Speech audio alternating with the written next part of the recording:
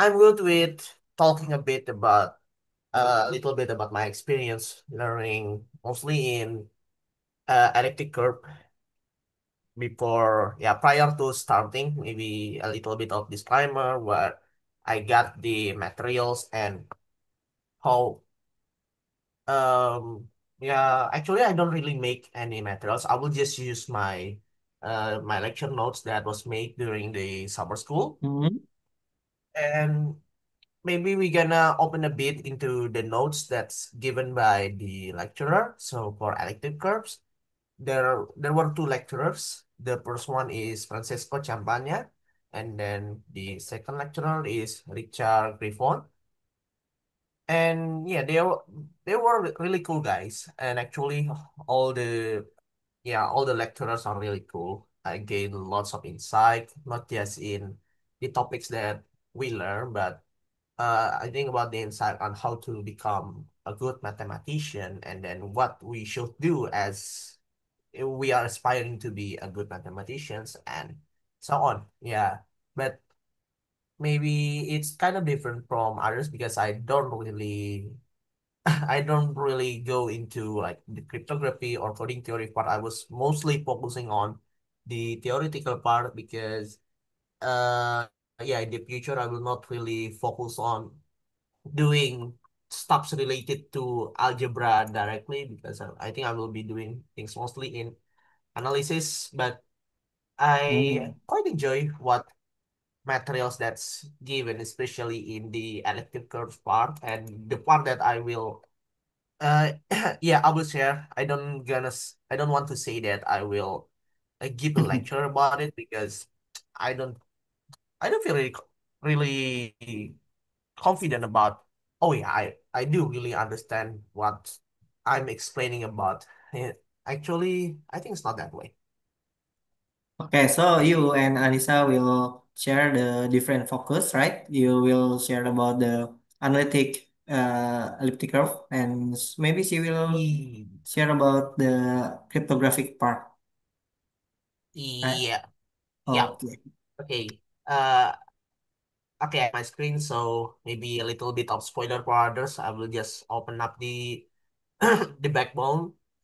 Right. So in here, yeah, there are actually like the solution that's made that's gonna be discussed later.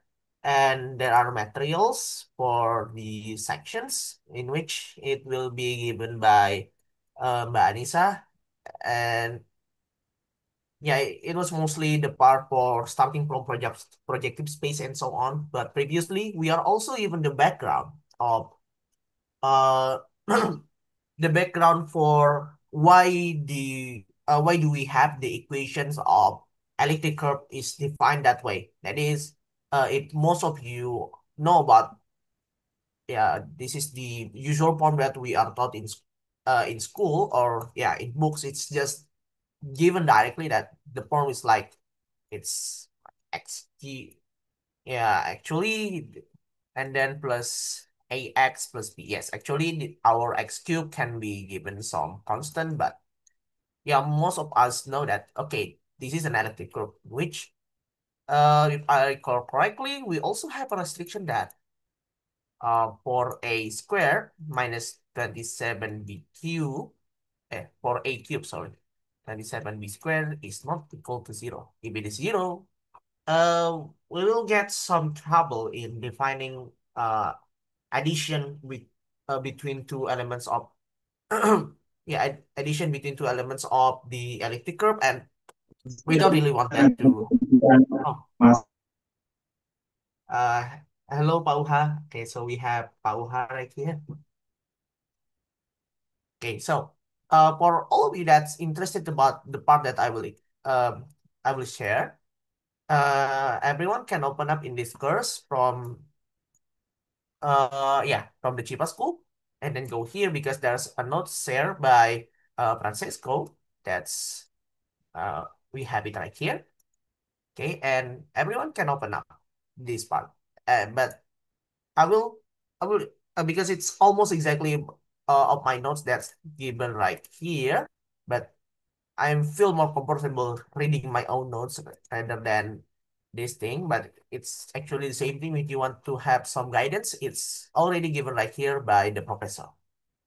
Okay, so we shall start on giving a little bit of background about why do we have elliptic curves defined that way. All right.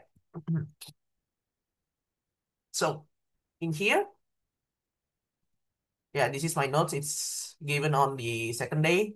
Yeah, for Chimpa Summer School, we have in average 3 sessions for materials and sometimes four. I think in materials like lattice because it also covers more advanced topics like crypto lattice-based cryptography. But for elliptic curves, we only have three and two training sessions. All right.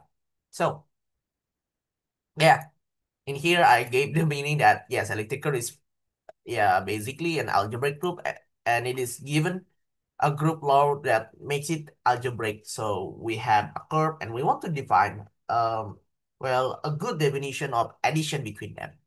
The examples of one of the easiest elliptic curve that we know is that we have circles, right? Because we have the circles x squared plus y squared is 1, and we can define an addition utilizing the angles in which we make the angles counterclockwise from the positive x-axis. So let's say yeah, this one is point P and the other one is point Q.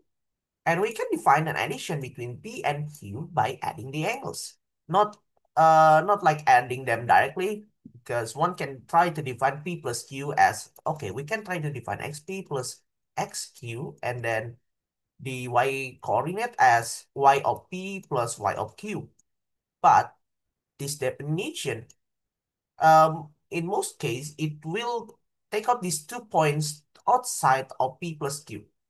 Maybe biologically speaking, because it is above right here, if we add the y coordinate of yp and yq, it will be outside. So we want to define a good definition where the definition of addition still lies within this curve. And so we can utilize the definition, the addition identity between between sine and cosine. All right, so yeah, I think most of us know about the trigonometric identity, and we can simplify them again, and then yeah, remake the notes, and we have a good definition for elliptic curve. Now, we now we can try to make we can also try to make another definition of addition between between 2 points, and the second definition is we make it by we have 2 points, and then we create a line and we copy this line and we make it passes through the origin point. And then using this definition, we can also get the definition of P plus Q. Okay. And in this case, well, O is defined as the identity, but if I recall correctly, there should be a point at infinite, but we don't really need to consider it that much. And it is defined over complex. Okay. Now, actually, we will not use this to define a concrete analytic curve that we are already really familiar with. And we will start by uh, the form is named lemniscate. Okay. Yeah, it's kind of weird to pronounce it. So if I recall correctly, this is how we pronounce it. Lemniscate. All right. And the curve is given like a bow tie, and it is the solution to this equation. That's x squared plus y squared. We take it into square is equal to x squared minus y squared. But in polar coordinate, if we use the polar coordinate, we can write this because um, Sorry. Hold up, Ma. Hmm. In polar coordinate, it should, okay, you can write it as r squared. This solution to r squared is equal to cos of, I believe it's more into r to the power of 4, but, never mind. Yeah.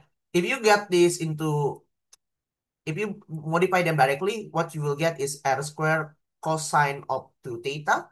But assuming that r is non-zero, we can also make it into r squared is equal to cos 2 theta.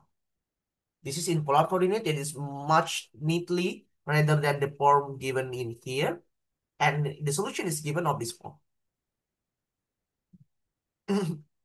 And it also has many information, and it will be the basis of what elliptic curve that we know right here.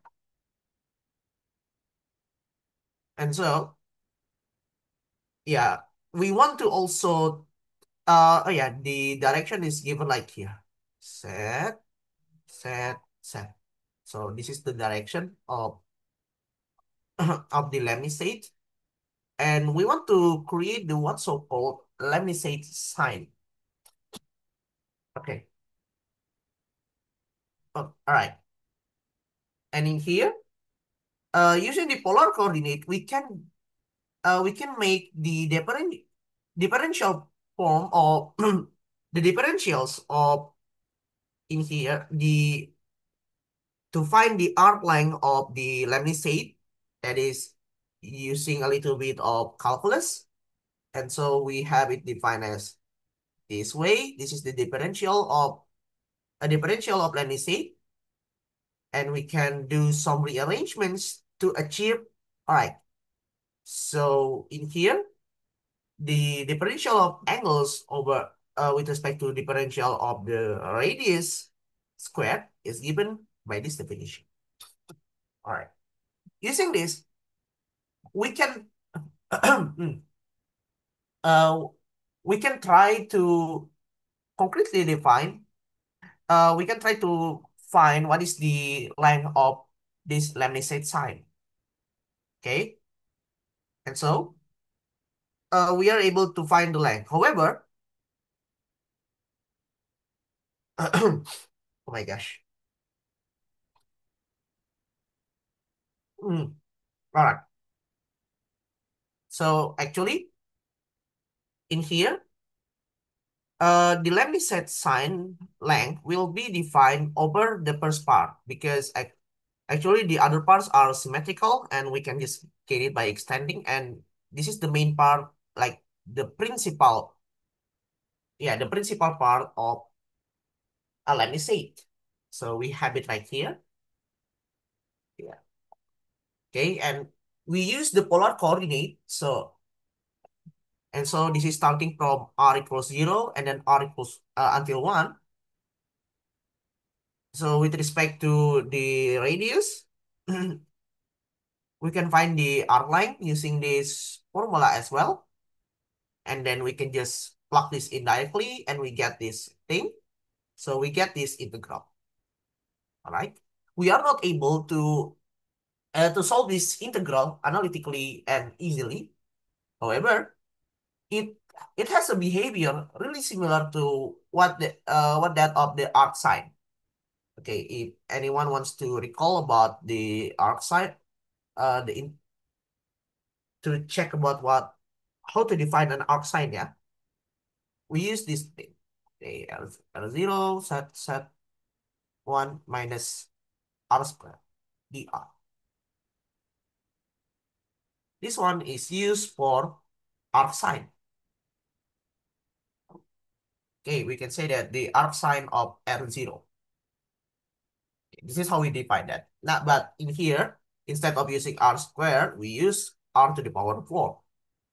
And yeah, it's quite typical to do that. However, we can create a value similar to that of pi because yes, if we take the integral over the principal part, the whole part right here, from 0 to 1. If we use what we have in circle, like if we take this thing, what? the square root of 1 minus r squared dr, we will get pi over 2. And in here, if we take the whole integral, uh, we will get omega over 2, where omega is around 2.6 and so on, right? And we define that. Okay, and so we want to define this thing. We want to define this thing as the arc length of the lemniscate sign. We will call it later the arc SL. All right. So how do we define a lemniscate sign that will be denoted by SL? So again, we are still considering the principal part that is from 0 to omega over 2 to 0, 1, and then we will make an analytic continuation of it, or we can say that we can extend it later on. Well, it is the inverse function of this. All right, so actually the function is given like, it's more of S of R. Okay, it's more like S of R, yeah. But we have this thing and we make the inverse. Yes, how we want to define a sine function is also by making the inverse of this thing. Sorry, with respect to what we have in trigonometry, yeah, we can also define a sine as the inverse of this function.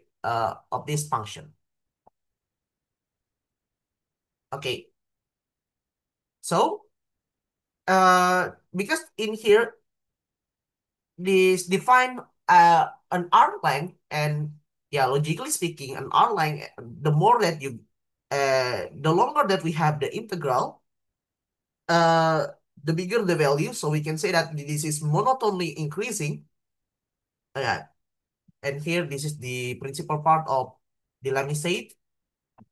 Okay, the larger it will be. So we have this function as monotonely increasing. Actually, it's strictly increasing, and thus it is injective, right? Because it's injective, we can define an inverse of it as, right, the lemniscate sign, SL, lemniscate sign. I don't know what it's called SL instead of LS, but we will just follow along with the majority because I was not the one who's defining this term, right? So the definition of it, we define it as this thing.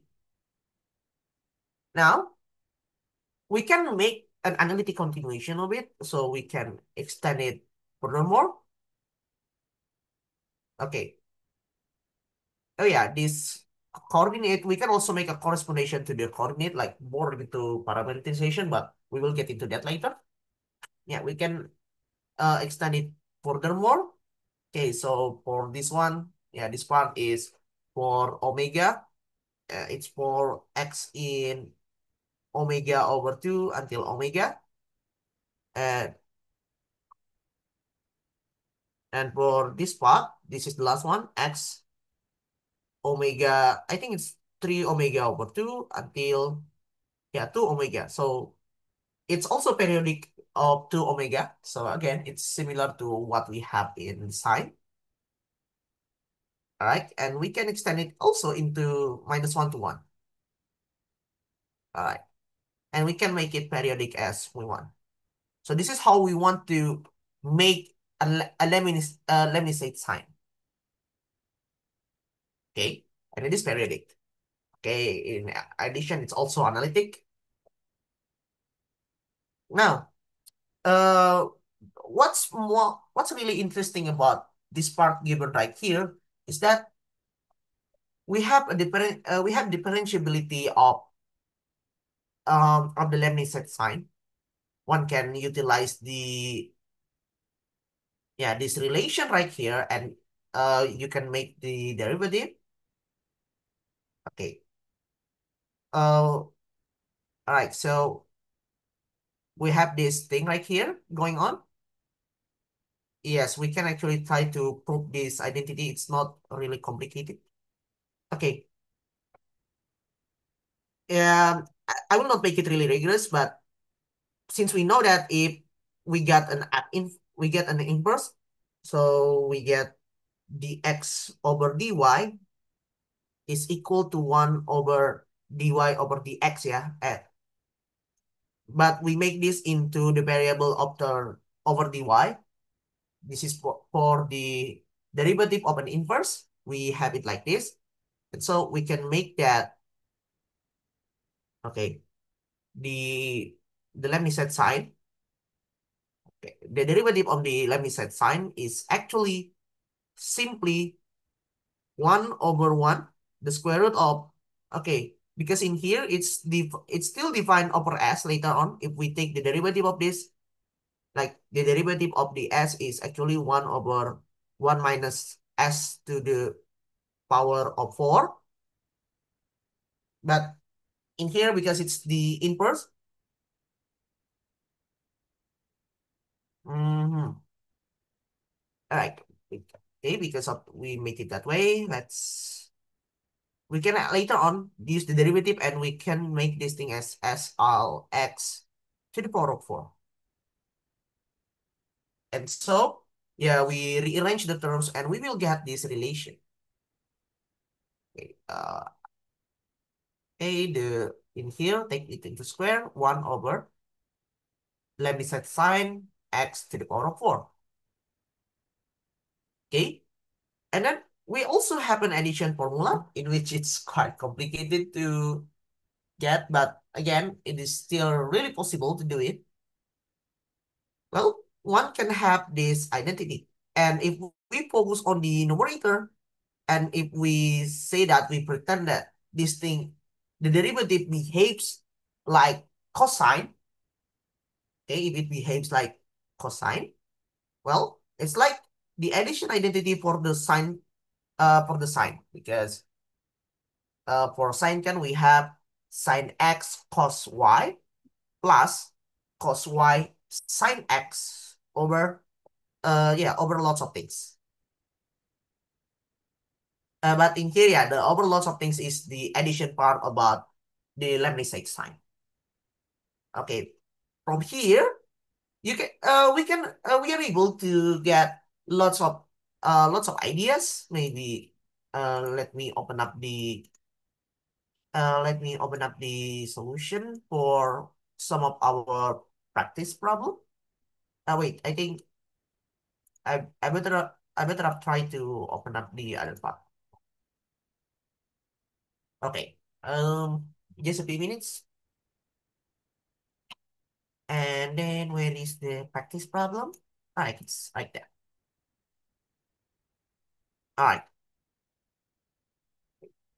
If we look at here, later on we will gain lots of additional, yeah, lots of additional things in which we're gonna use like the derivative of any set sign will be used by a lot in doing this practice problem. Any set sign again, square is equal to 1 minus the, let me say it, sine to the power of 4.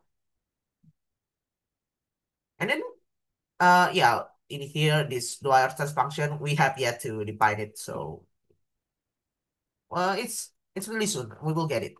We will get there. And then in here, but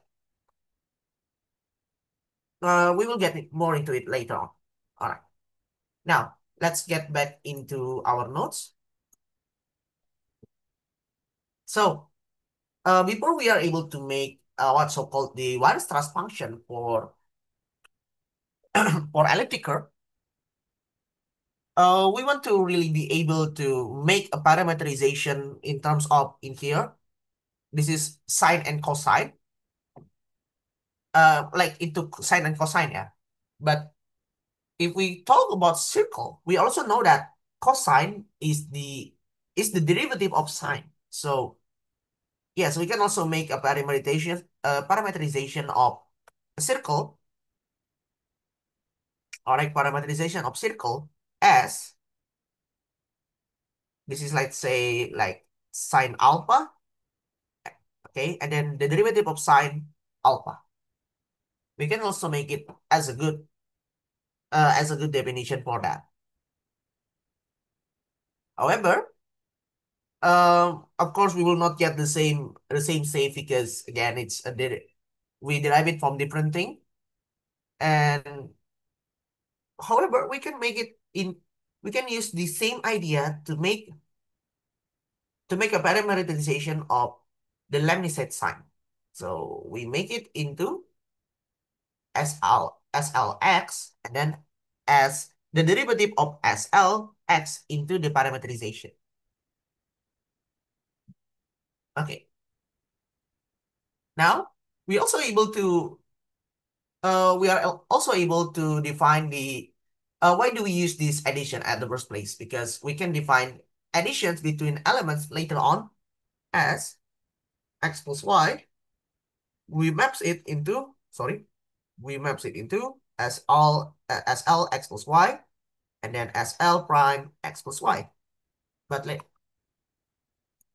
wait, let me check about the formula whether it is accurate or not.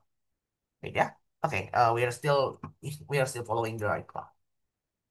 Okay. So yeah, we are using this definition. If you want to, let's say, like flip the coordinate a bit, it's fine because yeah, the parameterization of circle that I use is like sine and then cos. Yeah, it's different from cos and sine, but it still gives a good behavior of our lemniscate, or we can say our elliptic curve later on. Yes, and we can extend it to complex, yeah. And we take the integral over complex number. Okay, so we want to extend the lemniscate sign. Instead of integrating it in here, we integrate it over over imaginary part. So we can take this integral over t to the power of 4, and then we make a substitution for a variable. We say that t is equal to i I mu, and we get this thing.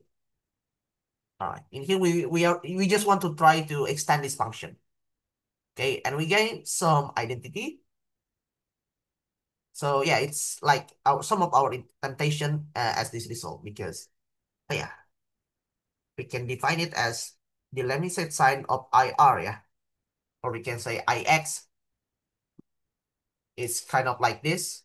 Wait, oh no, it's not the definition of lemniscate sign. It's actually the yeah, this is the arc.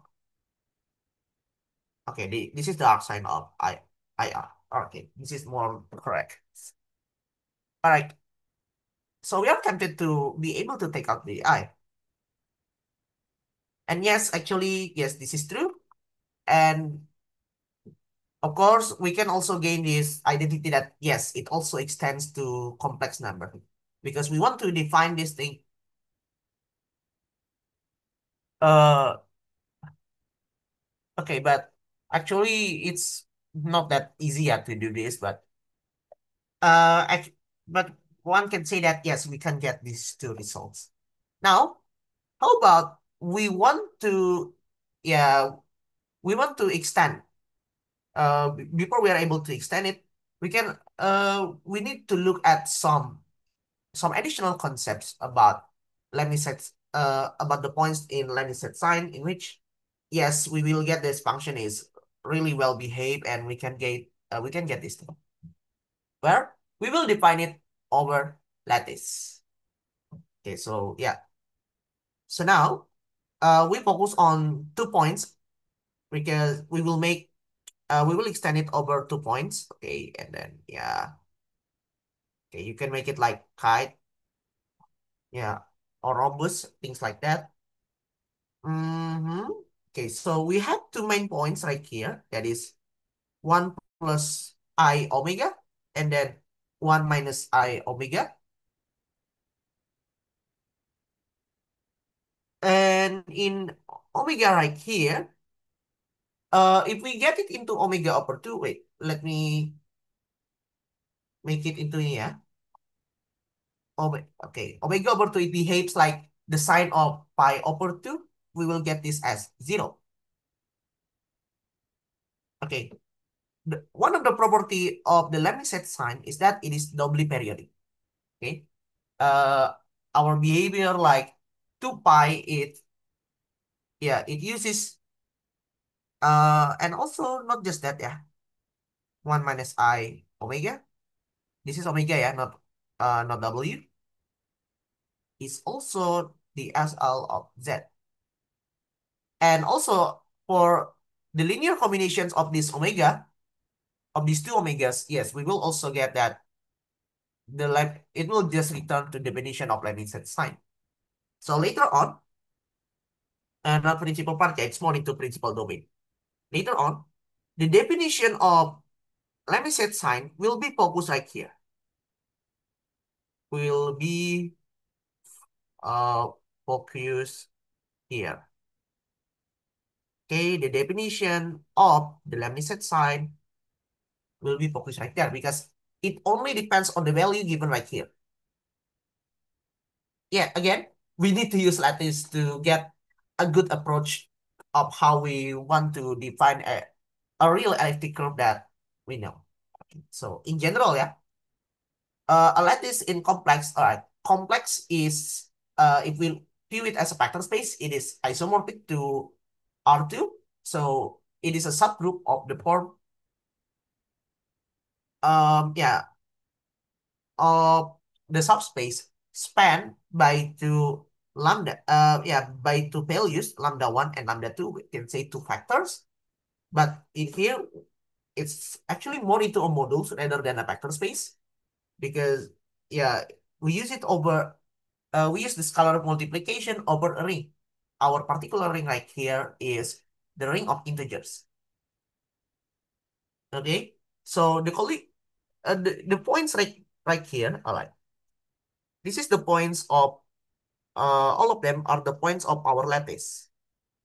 Okay, and as you can see, they are discrete. Okay, we have infinitely many of them. It is still countable, but we know that this thing is uncountable. So uh, we just take like the discrete part of it, and I think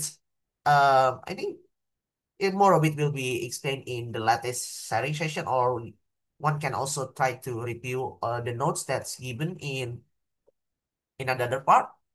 Okay, so back to our topic.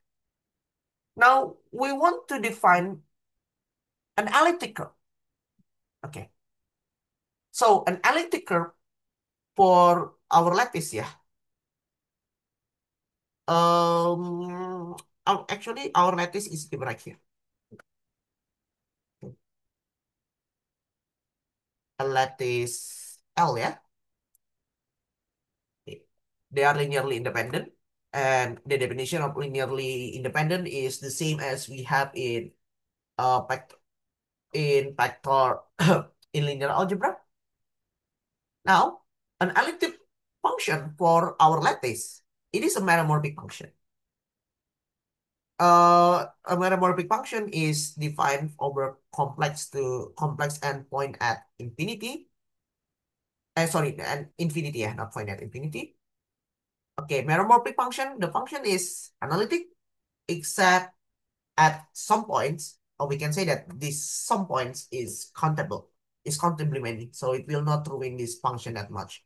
Maybe some example of meromorphic functions is like 1 over sine, 1 over cosine. It is meromorphic, it is analytic, except at countably many points. And it satisfies this identity. We can say that it is doubly periodic. Okay, z plus lambda is equal to fz.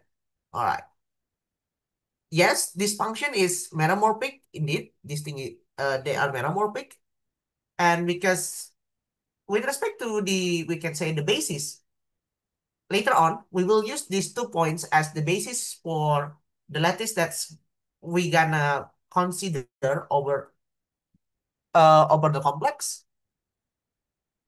These two things we can get it, and yes, this thing is also uh how can I say it? Yeah, this thing is also an elliptic. This is an elliptic curve. Sorry, elliptic function, not elliptic curve. Okay, so because they are elliptic function, periodic outside they are periodic outside the points given right here. So whatever points that we take, it will end up inside there. Maybe also like in some parts from modular form, we can say that it mostly depends on the principal domain, because in modular form we can also for a value of a function in modular form, we can just get it back to, oh, sorry, oh my gosh, oh, my nose is quite okay, we can get back into the principal domain. And it happens here as well. Well, wait, a little bit of back up. All right. Okay, so we make a parameterization, and nah, and in here we also get the same thing, yeah? 1 plus omega. If we make it into a parameterization, we will get the coordinate as point at infinite. Infinite. Okay. Now, in here, the parameterization is over like the algebraic curve, but we want to get back uh into plane, yeah. That is back into the complex coordinate, because in here it's more into two-dimensional complex. Okay. We can also make an Weier's truss function of P function related to it. So later on, as our final result, we can also define this.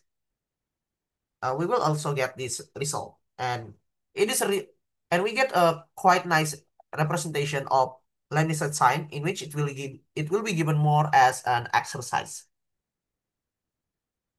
Okay, so we will discuss that in the exercise section later on. Okay, so the Weierstrass P function is defined as, actually we take all the summations of 1 over z minus lambda squared minus 1 over lambda squared. Okay, we take it over all lambda in our sorry, over all lambda in our lattice. Okay, because it's countable, we can make it into like the infinite summation, but of course we need to exclude the point at 0, that is lambda equals 0, because of course we cannot define 1 over 0 squared, but we can still make things work. Okay, we will make it outside. Okay, and as you can see, this function is meromorphic, because uh the points at our lattice are all of what do we say, they are all of the singular points, but they are actually isolated singularity, so they behave still quite nice. Okay, this is meromorphic, and as you can see, this thing is also period is doubly periodic actually. And again, it's given in the exercise. To define like the periodicity, it's not that complicated by just plugging the LZ plus lambda, and then you can do some rearrangements to get the intended result. Okay, right? Okay, the series converges uniformly on compact sets not containing elements of L. So yeah, it's holomorphic of set L, and it has a pole of order 2 at each lambda. Okay. Okay. Because in here if we make a Laurent expansion, a Laurent expansion in all the points of lambda, we always get 1 over z minus lambda square as the first term right there. So it is a pole of order 2, and of course, if we take the derivative of the Weierstrass P function instead of z squared, we will get minus z of cube. So we will get a pole of order 3 for the derivative. Okay, this is some property. It is elliptic. Again, it will be given as an exercise later on, but it's not really difficult to do that, because again, we have seen that, okay, it's monomorphic, and also you can get the periodicity of an elliptic curve. And then because it's also squared, yeah, all the terms are squared, we also get that minus z is equal to the Weierstrass function z. Okay, so the function is even, and then for this one, the function is odd. Again, it behaves similarly for the Weierstrass function as like it behaves more into like cosine, and then the derivative more into like sine. Okay. Again, one can just try to derive, use the derivative or just plug minus z to really be able to see this result really works out. It's not that difficult, but uh, to make us able to understand these things, yeah, we must be working on it by our own hand. Okay, maybe a little bit of sharing. Actually, I don't really understand the stuff that I'm explaining right now until I'm really trying to work on it by my own. I don't really understand it that much right now, but I think yeah, at least I'm able to share about all things that's given right here. Okay, so for an additional theorem, okay, if it is okay, so we have a lattice. The elliptic functions relative to L, it forms a field. It forms a field in CL. Um, okay, yeah, and in fact, we can make it into C that's generated by that also contains two number P1, P2. Maybe but this theorem is quite technical because don't I think I skipped reading this part right here. That is the electric function, la, la, la, la, la. The electric function relative to L forms a field. Okay. And we have CL. Oh yeah. Okay, it's not actually this thing, but P1 and now it's more like that. So in here we can make a parameterization. We later on can make a parameterization again into Z to sorry, this is more into PL. Okay. PLZ, PLZ prime. We can make a parameterization of it. Okay. Now, if we want to go back into if we want to go back into let me say it, okay, we use these 2 points that we stress out beforehand. Okay. But again, this function has pole. The Lannister sign has pole right here. So be careful with these points. Okay, and it is an electric arc. Let's see. Okay, now we want to make the wire stress form of the Lemniscate sign. Okay, so for us to be able to make it, okay, this theorem is kind of additional. Okay, if you want to really read it, it's okay. It's just some additional facts that okay. Okay, this is more like the residue theorem, yeah. Okay, I have mentioned about the double pole and then triple pole. Okay, so we can okay, we can skip this part right here. Okay, we can skip it. But now but what we want to really find right here is that we want to find all zeros and then all false of P and okay, it's P prime on C modulo L. Okay, on C modulo L. All right. So now I will skip all about the lots of calculation. There are lots of calculations, but at the end of the day, if we make the Weierstrass function over this lattice right here, okay, what we will get right here, oh yeah, we will be able to find that, hmm,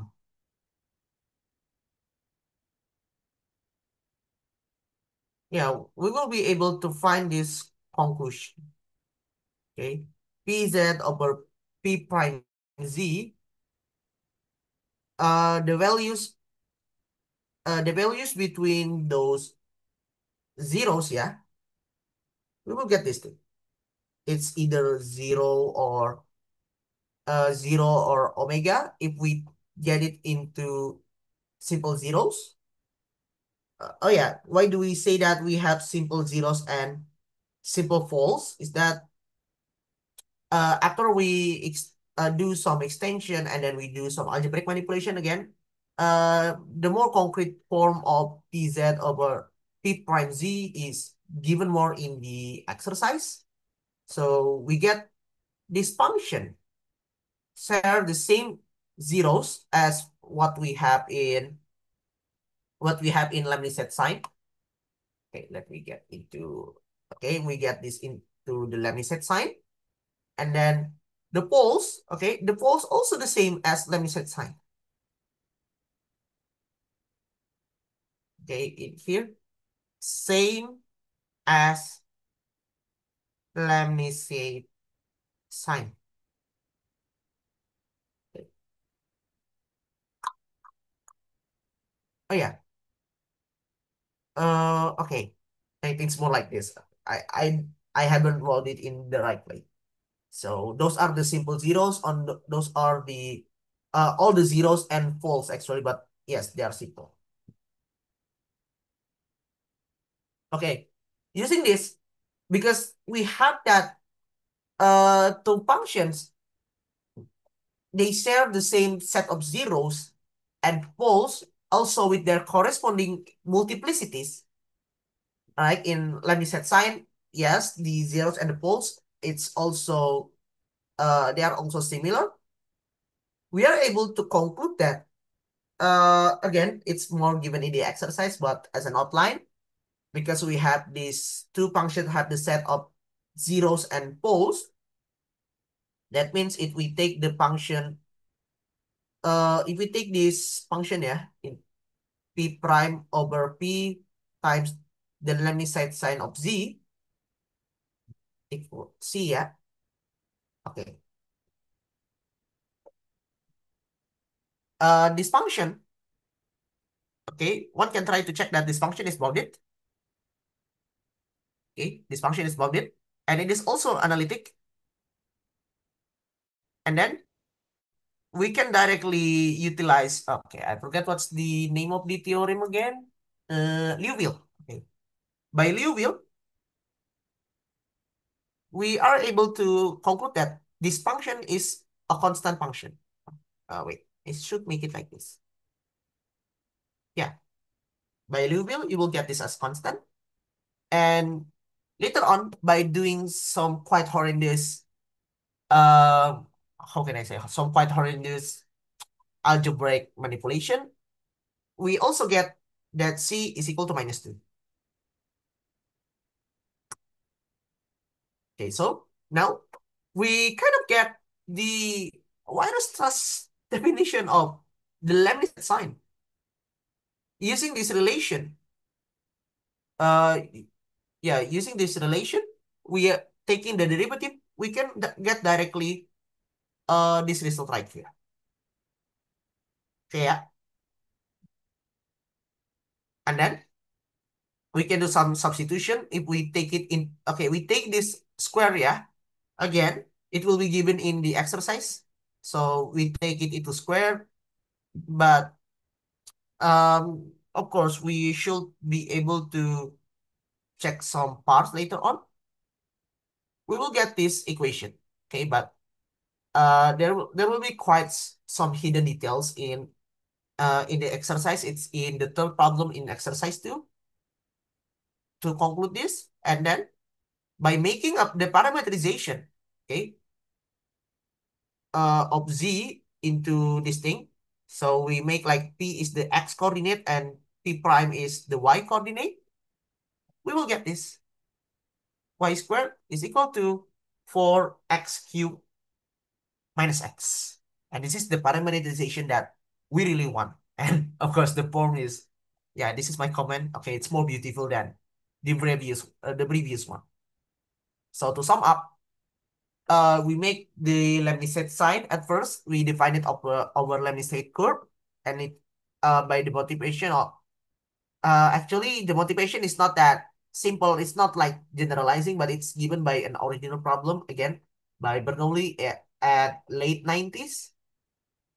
But again, because due to the constraint of time, I cannot like give more emphasis of how the historical part of this, let me say, curve is made. And after that, we define the Lemniscate sign, and then we make the Weierstrass function of it. Okay, and then but we need to check that for the pole, all right? We can make it point at infinite. So yeah, this function is good. Okay, so we can also make it generalize. Okay, we can also make it generalize later on for Weierstrass function. Uh, we can make like some kind like functional equations to make the Weierstrass function. So this is the more general part of it's already close to our definition of elliptic curves that we usually use. Y squared is equal to 4x cubed minus f1x minus f3, in which f2 and f3 is defined as given right here. Okay, you sum the power of uh you sum the power of 4 to get f2. You sum sorry, f2. Okay. You sum the power of f3 to get what you want. Okay. What is cool about the result right here is that in here because it lacks 0, yeah. It lacks 0 right here. So what you can get is that utilizing the lattice uh sorry, the lattice in this lattice, okay, the sum of 1 over lambda to the power of 6, in which lambda is not 0, yeah, in our lattice, this thing is 0. Okay, but it will be given later on in the exercise, but the proof is simply by utilizing the fact here. Lambda is in L, if and only if minus lambda is in L. And how to do that? We want to utilize another we want to utilize other thing as instead of using 1 plus I and then 1 minus I, you can also check that this thing is also generated by minus 1 minus I omega plus Z I minus 1 omega. So it's like we use, okay, this is the first part, but instead of using that, okay, sorry, I think I should use the right color. Okay, this is the original that we use, but in this, for this thing, we use the other direction around. Again, we still get the same thing. And utilizing this fact, you can get that lambda is in a member of L if and only if, sorry, it's not minus L, yeah. I lambda over L. Okay. Let me try to fix it, yeah? So it's more into I minus 1, and then 1 plus I. Okay. You multiply this by I, and then you would also multiply this by I. So you have this, but instead of doing that, okay, multiplying by I is the same as rotating by 90 degree. Okay, we rotate this thing 90 degree, and we will get this as the basis. Okay, we will get this as the basis for our lattice L. Okay, utilizing this fact, because I lambda to the power of 6 is minus lambda to the power of 6, we get the result that we want. That is, okay, and then at the end of the day, we get that this sum is equal to 0. Okay. So yeah, this is one of the neat part that's happening right there. And yeah, and this is also a good fact that it does not have multiple roots. So it only have one, yeah, all the roots are distinct. Yep. You can say that the roots are distinct. Yep. And then yeah, so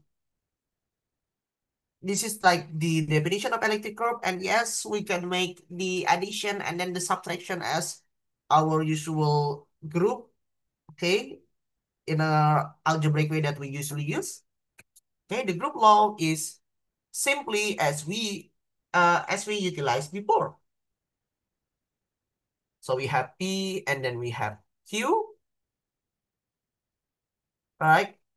And here we it still utilize the same method, yeah.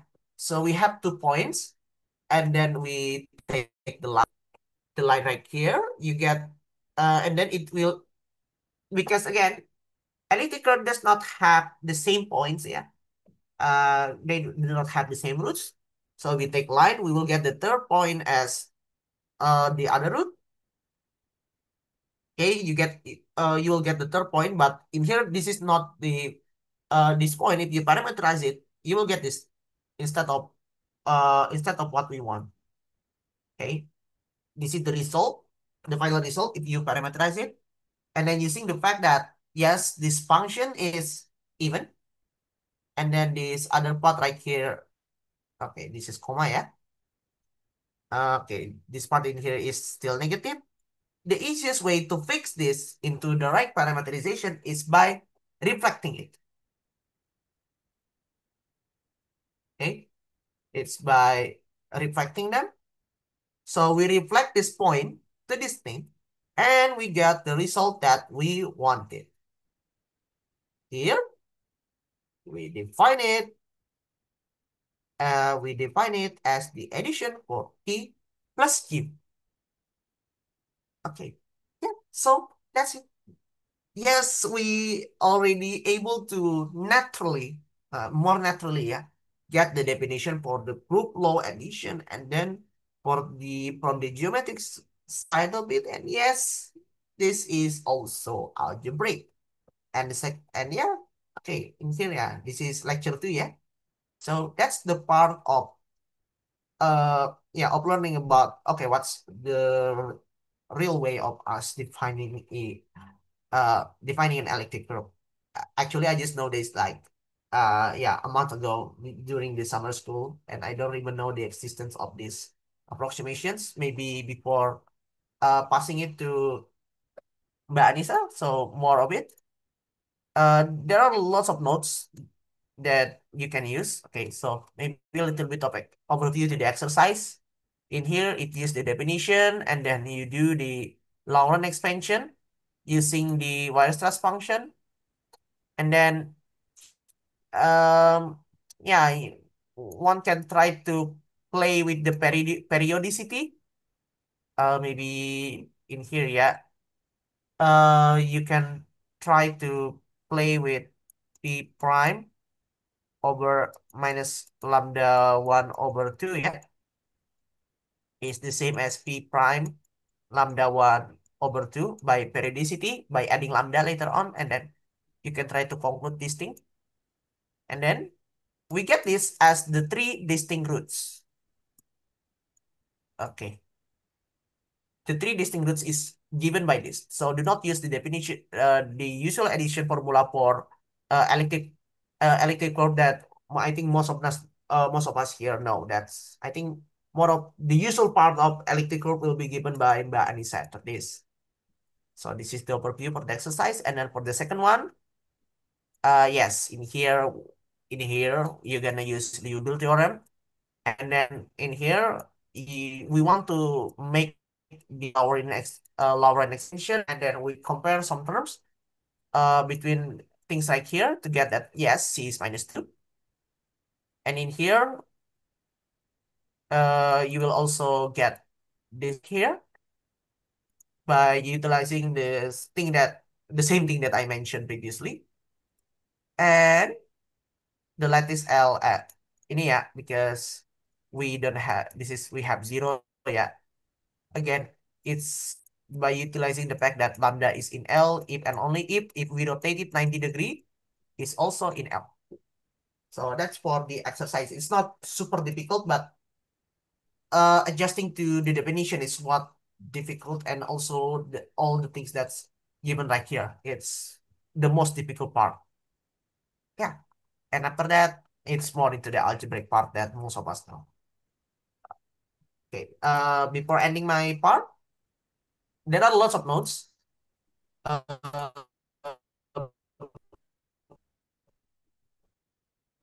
let's get into my solution. There are two. There are two important. Yeah. Okay. Wait. Are there any links? Okay. Yeah. I don't know if this will be shared later on, but okay, you got two good books, and then yeah, you can also get these lecture notes, or you can get this arithmetic of elliptic curve by Superman. Uh, yeah, this one is also really useful. I read it only a bit, yeah, a tiny bit of it to really be able to understand all things that's given right here. Okay. Oh, sorry, this is why Sujini, yeah. But for the arithmetic of elliptic curve, I think it also covers up the part of learning set sign. But one can also try to do some Google search, wait, yeah, Lemni said sign. Okay. And there are lots of notes yeah, that's open up right here. Maybe like lecture notes like that, something like that. Yeah. Okay, there are quite plenty of notes that you can also try to check on your own. And it basically cover up the same thing. But in here, this is capital Omega. All right. It still covers up the same thing, torsion points, and yada yada yada. Okay. So you can also try to do some Google search to be able to find all things mentioned right here. But in here, it also has more. Okay, maybe this notes right here. I think this one is cool. I will give to you as a link right here. Yeah, maybe that's also can also be used for the reading, because we can get this. Yeah, we can get the definition of the addition between the sign. Yeah, in which yeah, it's a good definition. Okay, la la la la la la, and then we can do all things right now. All right, I think. Yeah, this is like the most part that we have just explained, and okay, I think it will be given as further reading for everyone that's present right here. Yeah, I think that's my part. Yeah, a little bit of glimpse into uh how we really make an elliptic curve, and I hope that also helps for everyone here that's maybe yeah want to know more uh about elliptic curve from my side. Okay. I think that's from my part. Thank you very much, everyone. Okay, thank you, Mr. Orlando, for your sharing. Maybe before we continue to the Anissa session, is there any question for the Orlando? Uh, for Orlando, maybe someone?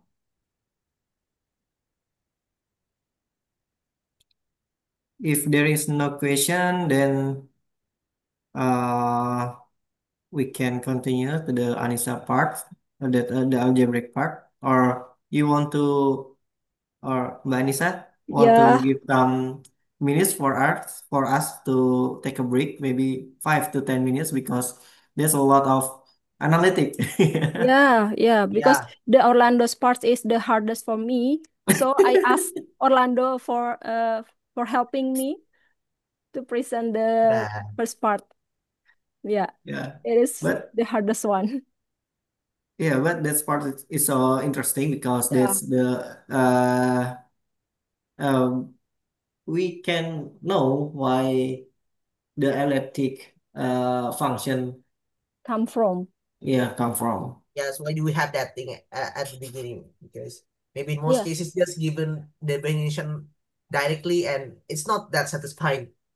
yeah, Yeah, in my yeah. perspective, yeah, it's not that It interesting if was it's the uh, new thing for me to see the elliptic curve from the analytic point of Hmm. view.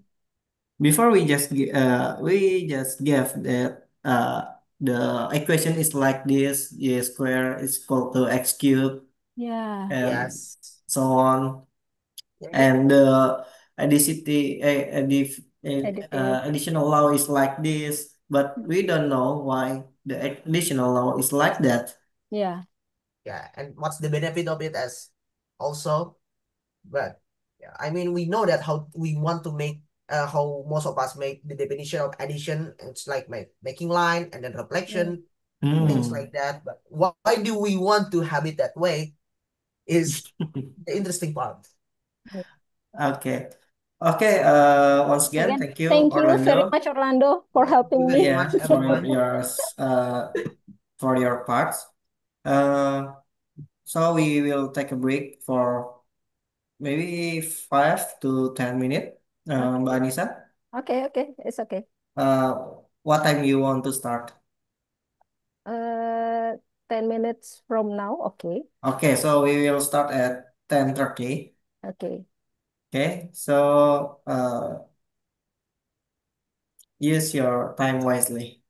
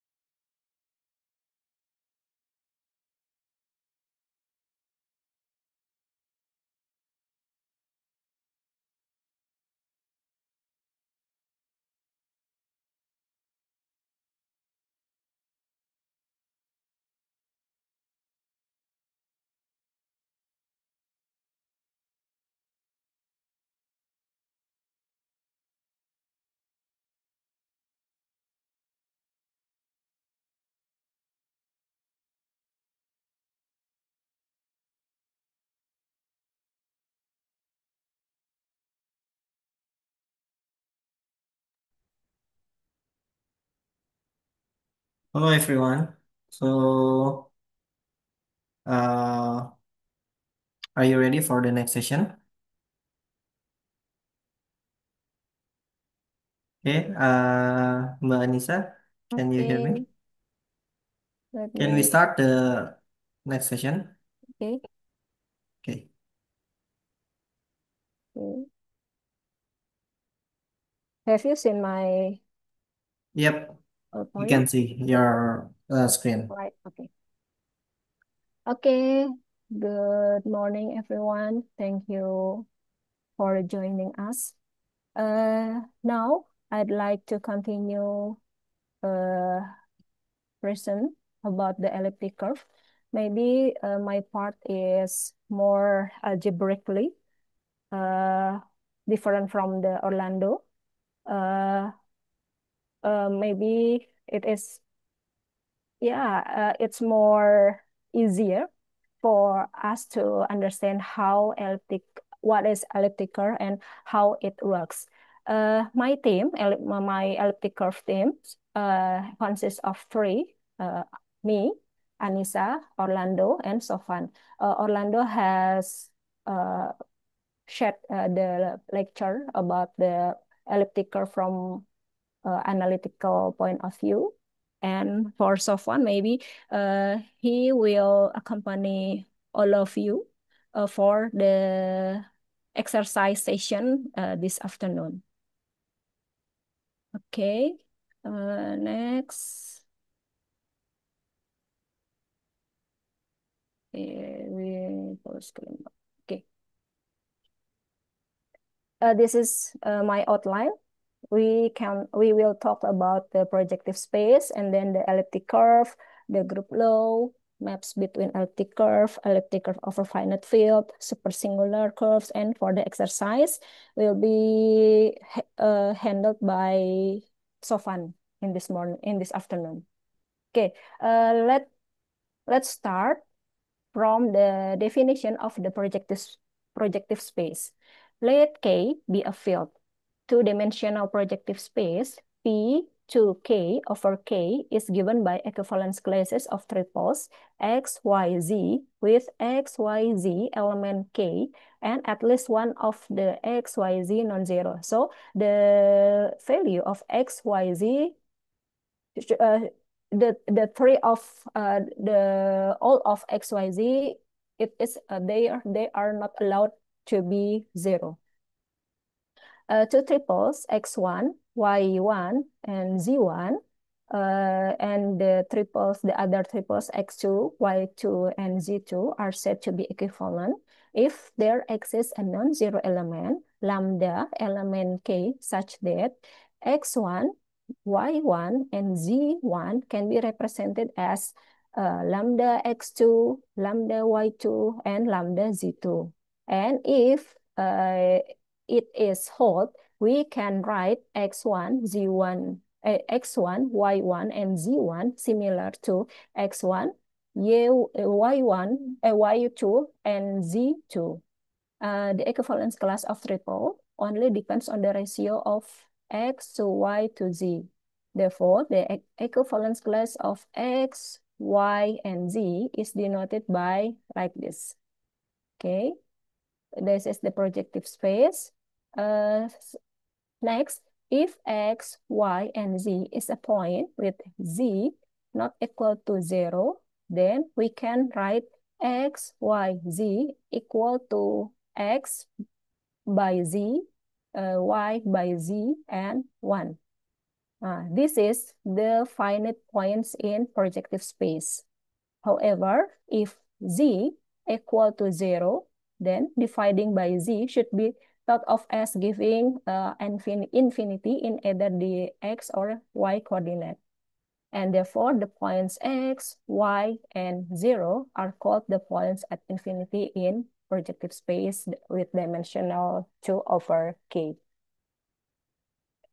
Okay, and we continue with the affine plane and projective plane.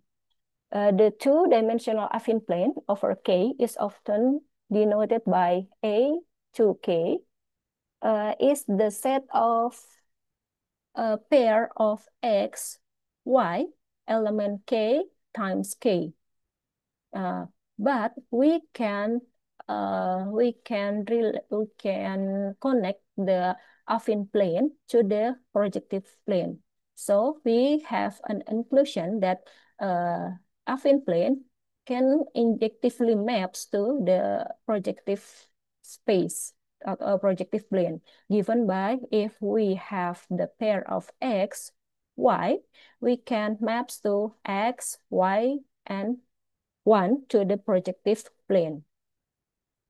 Okay, in this way, the affine plane is identified with the finite points in projective plane. Adding the points at infinity to obtain the projective plane can be viewed as the way of compactifying the plane. Okay, when we work in the projective plane, we have to know, we also have to know about the homogeneous polynomial. Polynomial is homogeneous of degree n if it is sum of terms of the form ax, I, y, j, and z, k with a element k and I plus j plus k equal to n. For example, this one, f x, y, and z equal to 2x to 3 minus 5x, y, z plus 7 y, z to 2 is homogeneous of degree 3. If polynomial f is homogeneous of degree n, then okay, we can represent it like this. So the lambda to n is the multiplicity of x of the homogeneous of f, x, y, and z for all lambda element k. It follows that f is homogeneous of some degree, and x1, y1, z1 is equivalent to x2, y2, z2, then f, x1, y1, z1 equal to 0 if and only if f, x2, y2, z2 equal to 0. Okay, still in the homogeneous polynomials, if f, x, y, oh, I'm sorry, it should be f, x, y, z is an arbitrary polynomial in x, y, z, then we cannot talk about the point in projective plane where f, x, y, z equal to 0. Since this depends on the representative of x, y, z of equivalence class. This is for example.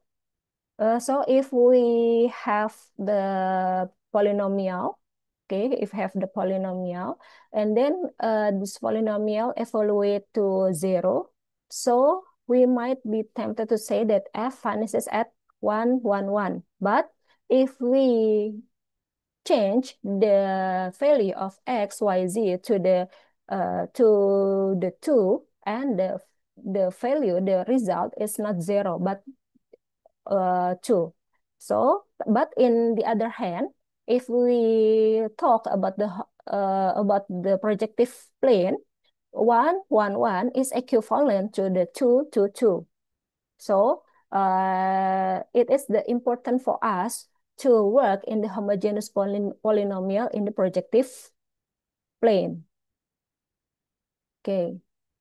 Okay, if f, x, y is polynomial in x and y, then we can make it homogeneous by inserting appropriate powers of z.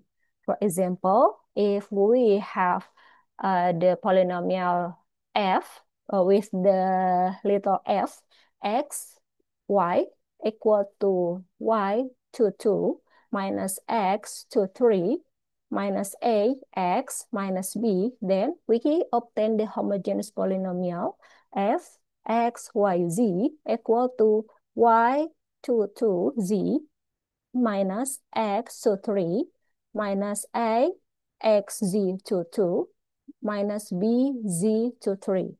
If f is homogeneous of degree n, then we can represent it the big F x y z to equal with the z to n with the f with variable x by z and y by z. And if we have the affine the polynomial in affine plane fxy, it is equal to f the big F x y 1. Okay, maybe is there any question before I continue to the next slide for the projective plane and the homogeneous polynomials? Is it clear enough?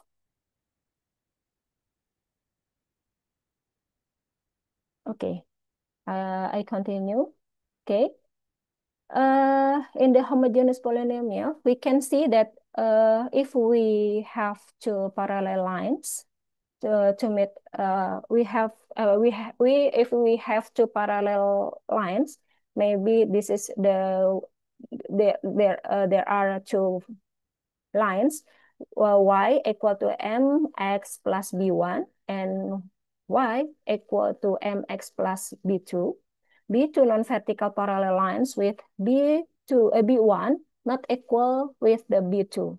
So if we transform it to the homogeneous form, we can add the z variable. So it will be y equal to mx plus b1z and y equal to mx plus b2z. And when we solve the simultaneous equation to find their intersection, we obtain the value of z equal to 0 and the y equal to mx. So based on the definition of projective space, we cannot hold all of the x, y, z being 0. So we must have the x not equal to 0. Therefore, we can rescale by dividing by x and find that the intersection of the two lines is x, mx, and 0. It is equal to 1, m, and 0. So similarly, if x equal to C1 and x equal to C2 are two vertical lines, they intersect in the point 1, 0, 1, 0. So this is the representation of the points at infinity in projective plane. Okay. Okay, next we can continue with the elliptic curve session. Okay, an elliptic curve A is the graph of an equation of the form y to 2 equal to x to 3 plus ax plus b, where a and b are constant. This will be referred to as the Weierstrass equation for an elliptic curve. Consider a, b, x, y belong to field K. Then we have the AK to be the set of the pair of x, y,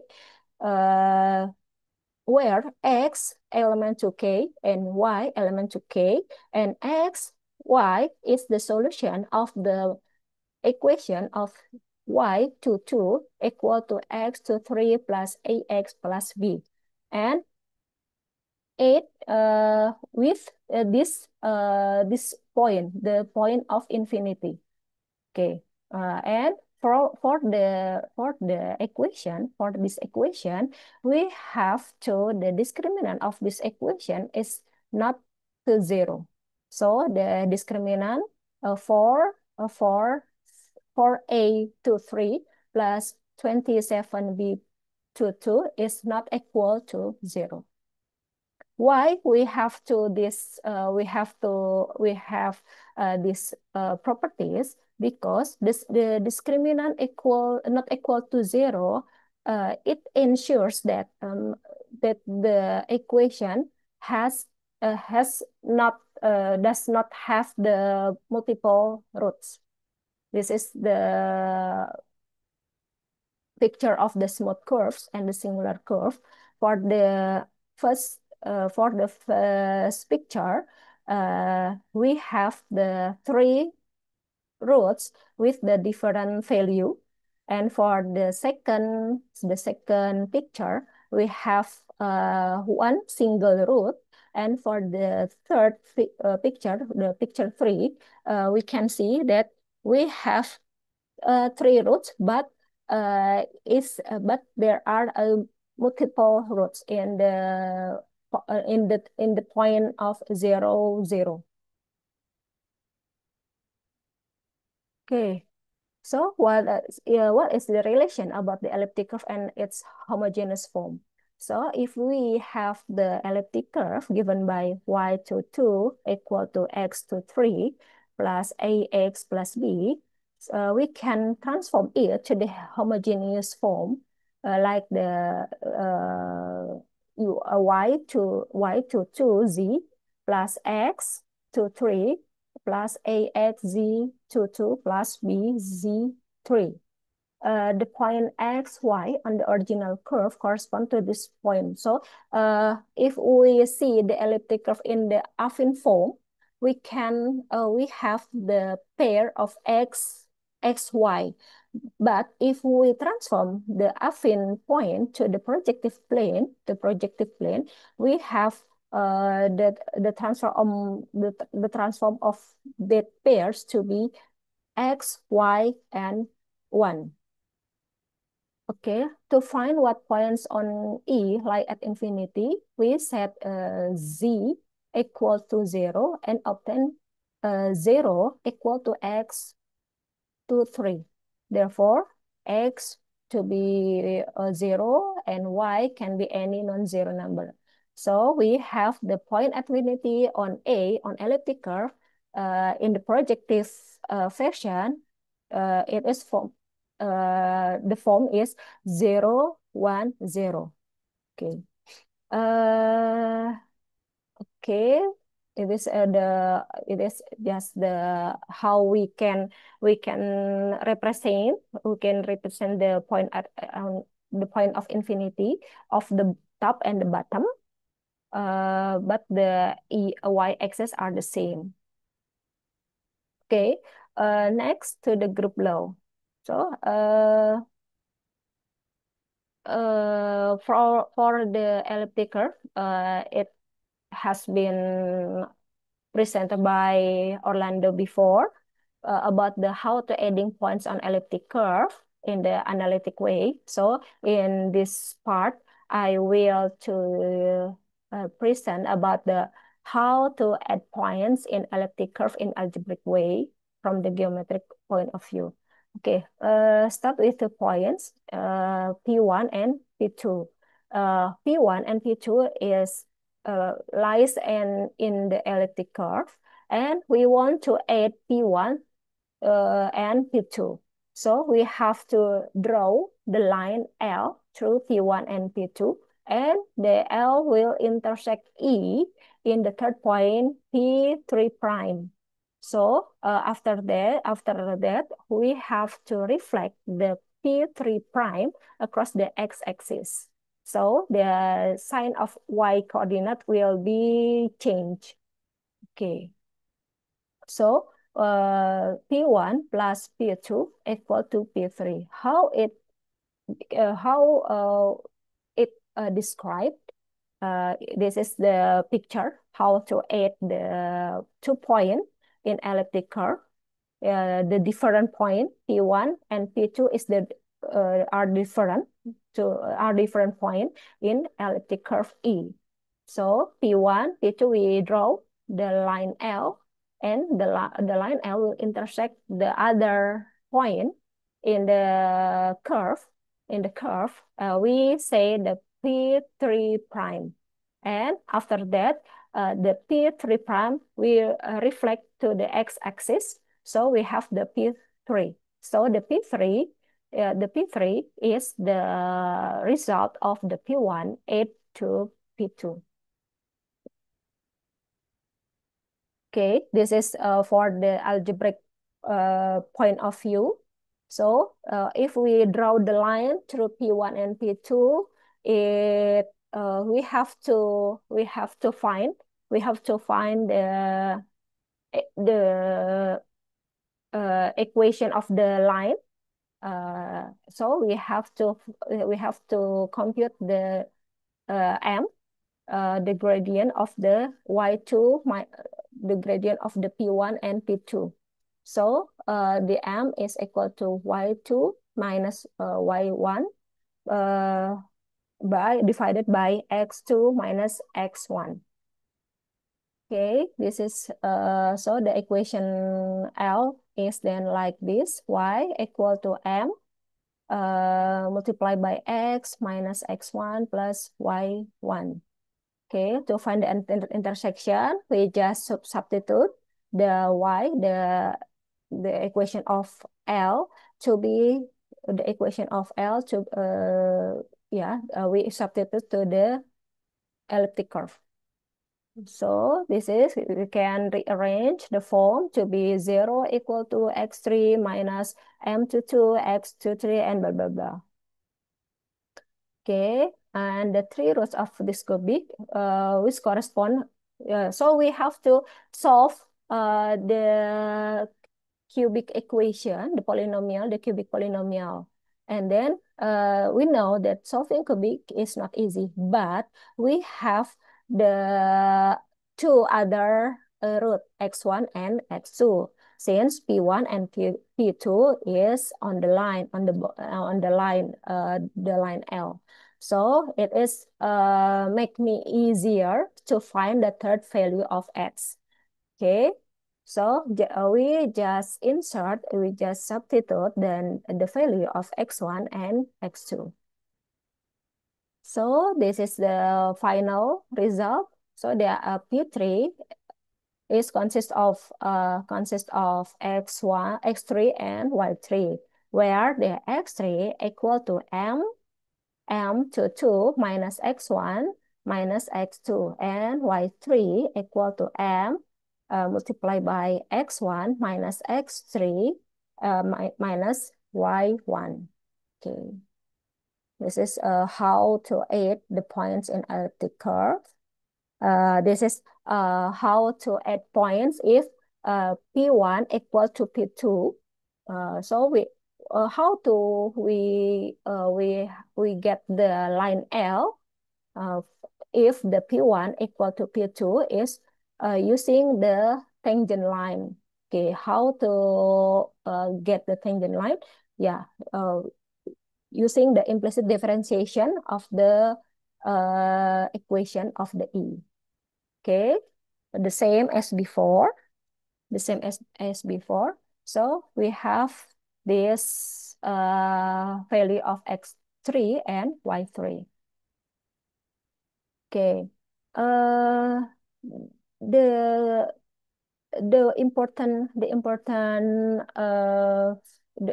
thing why we should work why we should work the elliptic curve in projective plane is in the projective plane we can define the point at infinity. We can define the point at infinity because in the affine plane we cannot define the point at infinity. The point at infinity is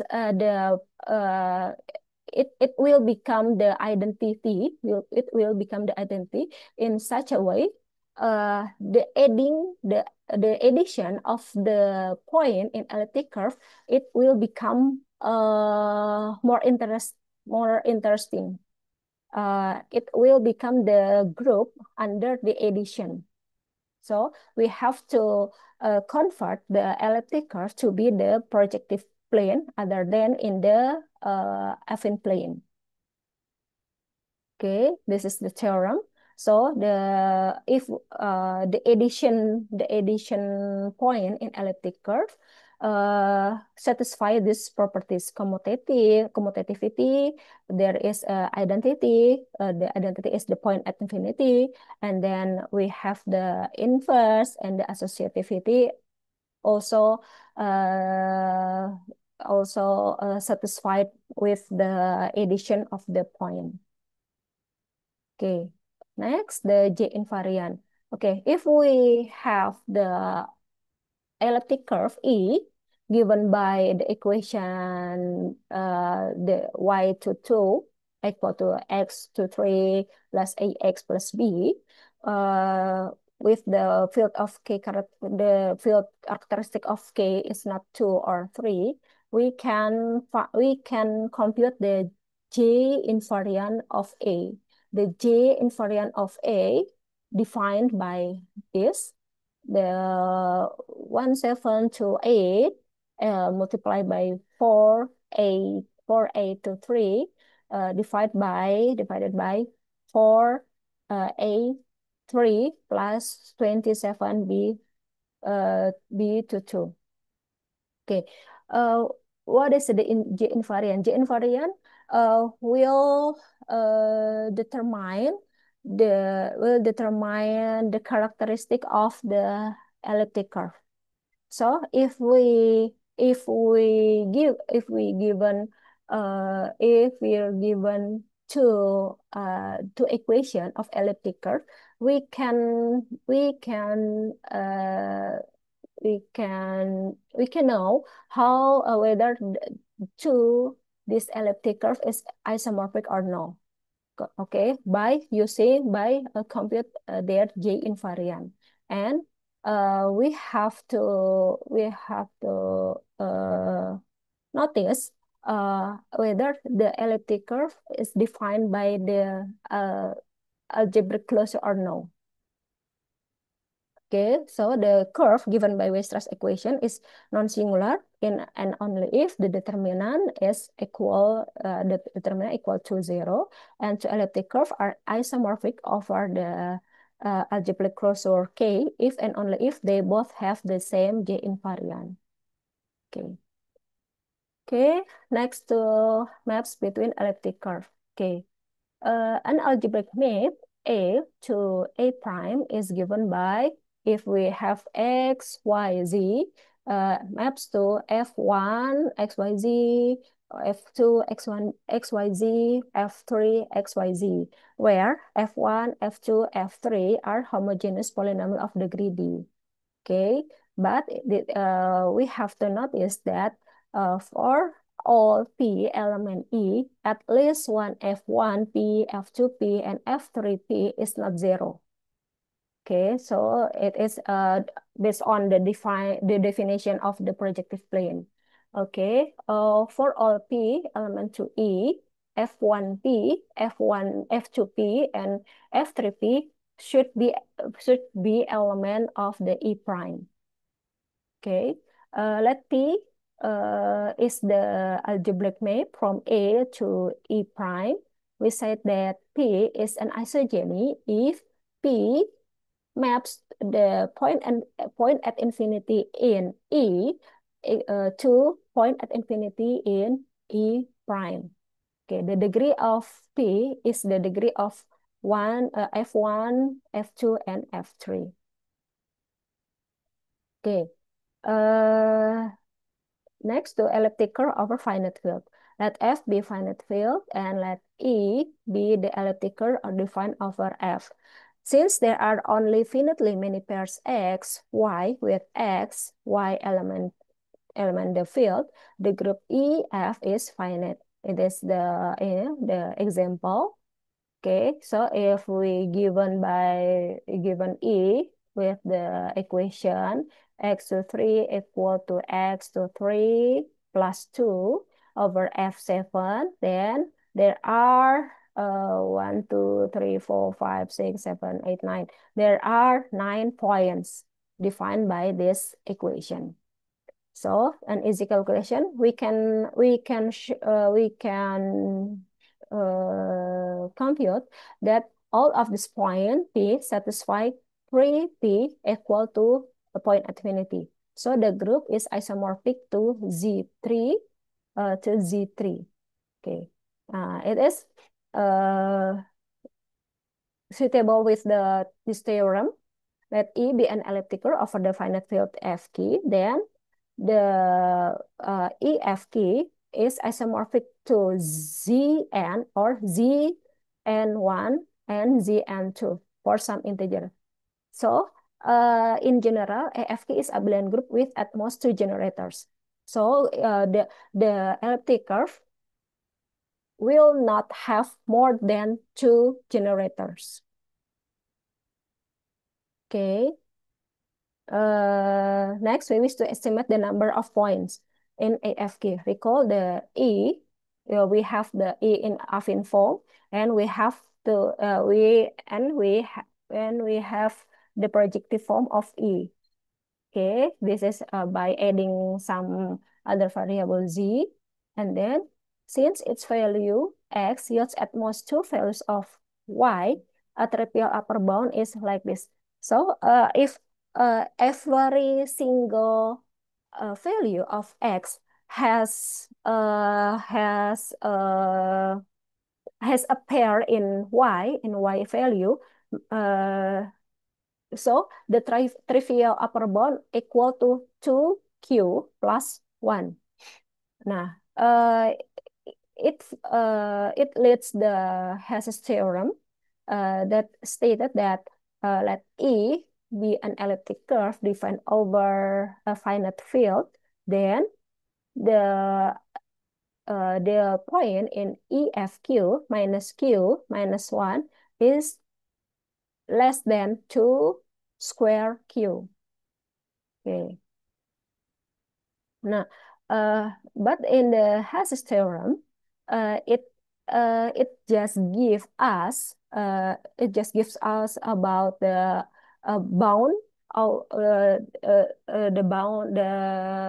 upper bound, the bound of the point of elliptic, the number of elliptic curve. But we can determine the exactly the number of points elliptic curve using the chi function. Okay, so after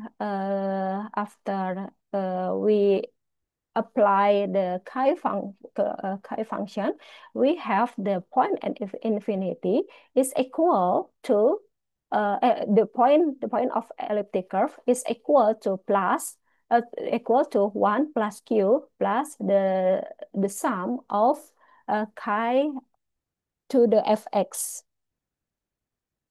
Okay, and then for the supersingular curves, okay, an elliptic curve E in characteristic P is called supersingular if EP means that EP means that the point has the order P.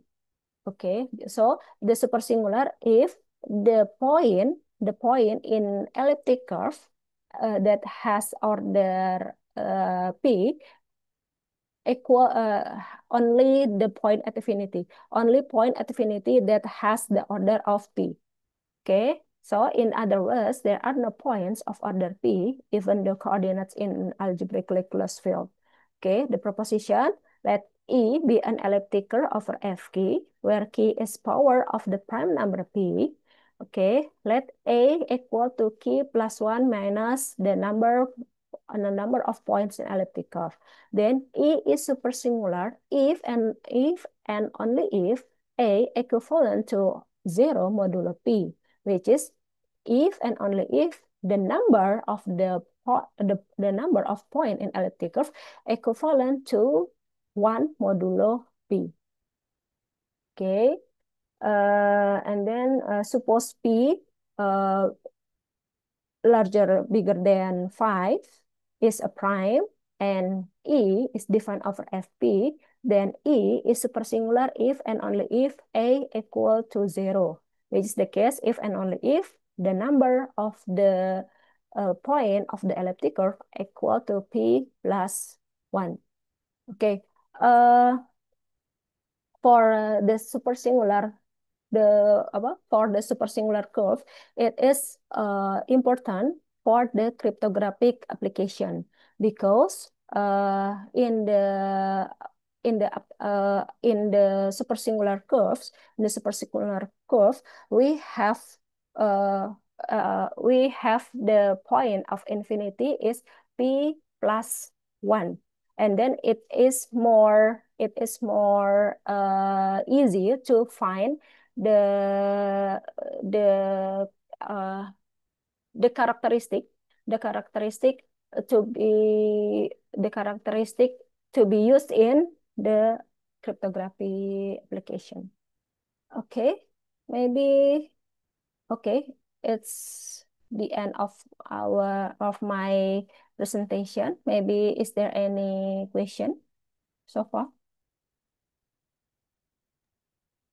Okay, is there any question?